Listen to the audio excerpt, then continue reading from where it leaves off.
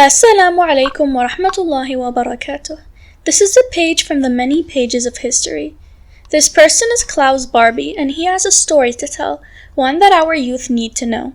I summarized the story in a short video, so let's check it out together. On May 11th, 1987, a trial for Klaus Barbie, a German captain during World War II, started in Lyon's Court of Justice. He was accused of crimes against humanity, perpetrating on French soil against the French and the Jews when he was in Germany back in the 40s. Klaus fled from Germany towards Bolivia. He learned Spanish and settled there with a different name, until he was discovered by some journalists and investigators.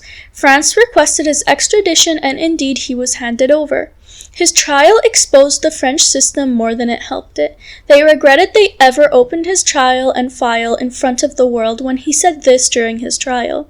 What I did against the French, France did the exact same thing in Algeria, and the same verdict should be applied against French soldiers who served in Algeria. He was right, and the accusations against him were also proven against the French soldiers in Algeria, so Algeria just needed to sue with the same accusations in the same court against the French soldiers, and this is what happened soon after.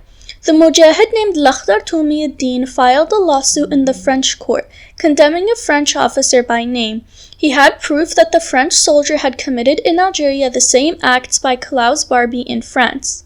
In a New York Times article dated on June 16, 1987, we read, "France tried Mr. Barbie with crimes no worse than they had committed in Algeria."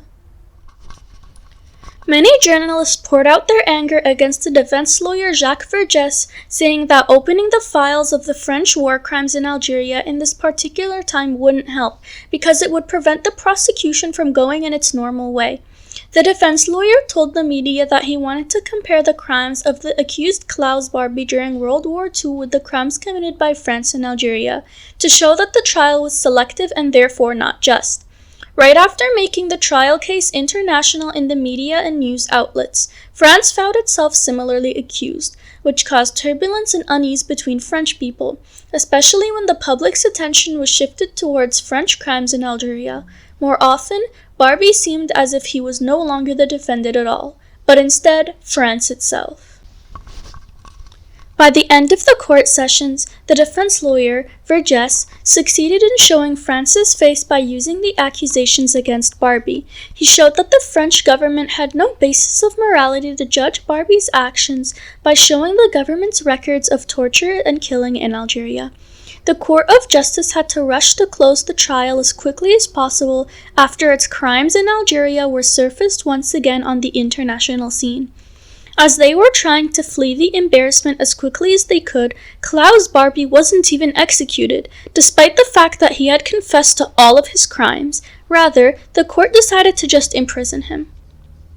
This trial was an extremely dark phase in the French justice system, and they denied any similar lawsuits against French soldiers in Algeria.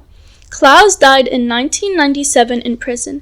The mujahid Lakhdar Toumi ad-Din died in his house in Ain Turk in Oran, Wahran, in 2012, and the lawyer Jacques Verges died in Paris in 2013. Yet this trial taught us how to benefit from their disputes, to show the real faces and their crimes.